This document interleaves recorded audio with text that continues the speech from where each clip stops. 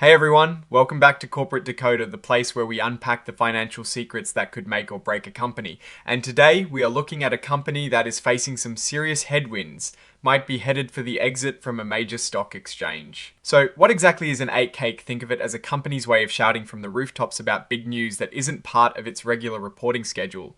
It's for those sudden, important events that investors absolutely need to know about right away. And for MSP Recovery Incorporated, the news here is certainly sudden and definitely important, but maybe not in a good way. The date on this report is the 18th of December 2025, and it covers a really significant downgrade.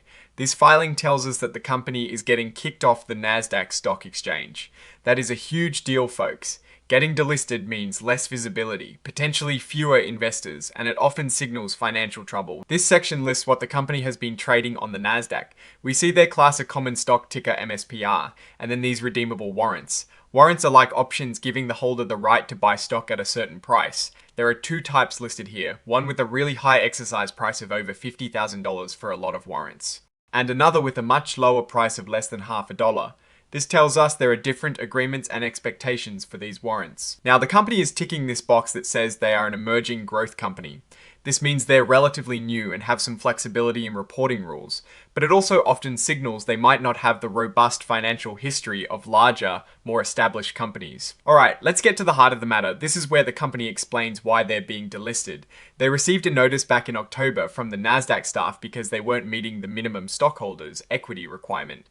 That means the value of what the company owns minus what it owes was too low.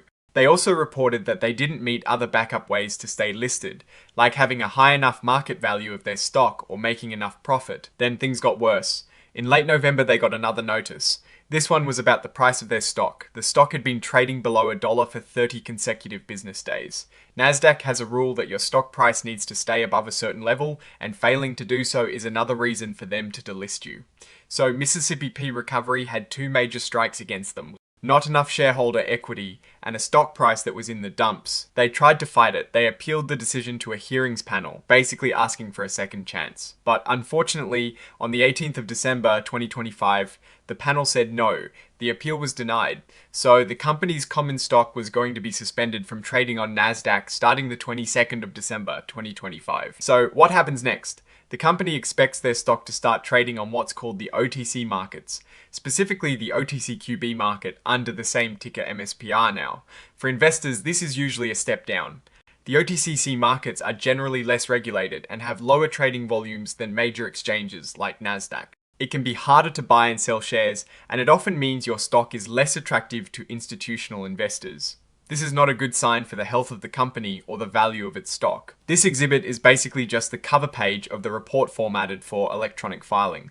Nothing juicy here for us, just standard procedure. And here at the end we have the signature.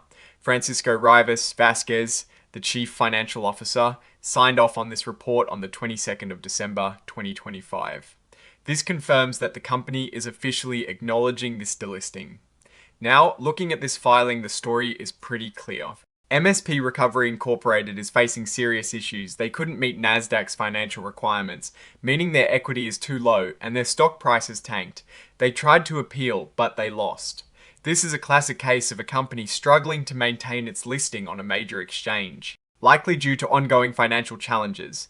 The move to the OTC market is a consequence, not a solution. For current investors, this means their investment has likely taken a significant hit and the future looks uncertain. The company needs to find a way to drastically improve its financials and regain investor confidence, which is a daunting task when you are on an exchange with less prestige and liquidity.